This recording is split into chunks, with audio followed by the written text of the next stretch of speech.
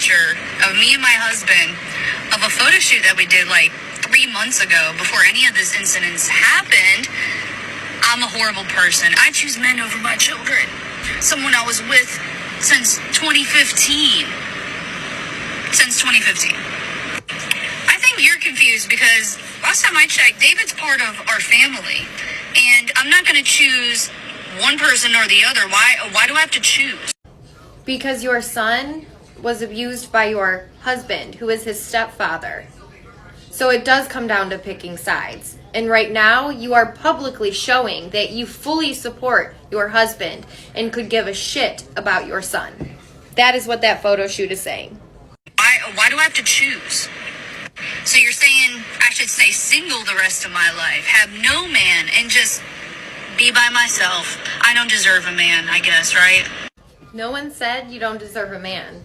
You deserve a healthy relationship, a stable man, a man that's not abusive. That's what you deserve. No one's saying that you have to be single. So where that came from is, I'm sure David constantly puts it in your head that you aren't worthy, no one's going to want you, you're going to be by yourself for the rest of your life because no one's going to want to put up with it. So don't let that fear keep you in a shitty relationship. But let's continue. Unfortunately, when I was younger, you guys saw me grow up. You saw me who I dated. You saw me in and out of relationships. That doesn't mean when I turn 16 and have my first child that I'm going to stay with that man for the rest of my life. No one said that. People go through relationships. Yes. It's part of growing up. Correct. The words that you are speaking into existence all come out of one person's mouth, and has always come out of one person's mouth. You choose men over your child. You choose men over your children. Who does that sound like?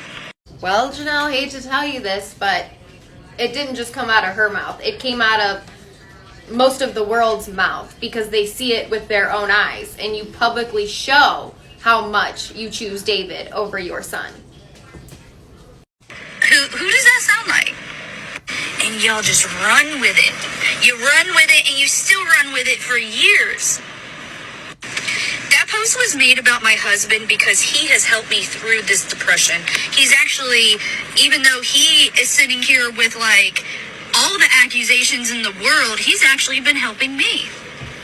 I appreciate that everything that David's going through, he's actually like pulling through and putting it aside to actually help me through my emotions. So yeah, I made an appreciation post for my husband. Oh my God, the world's gonna end. Again, this is about my son's mental health, whether you want to believe it or not. And I'm sick of y'all saying she needs to take accountability. Accountability for what?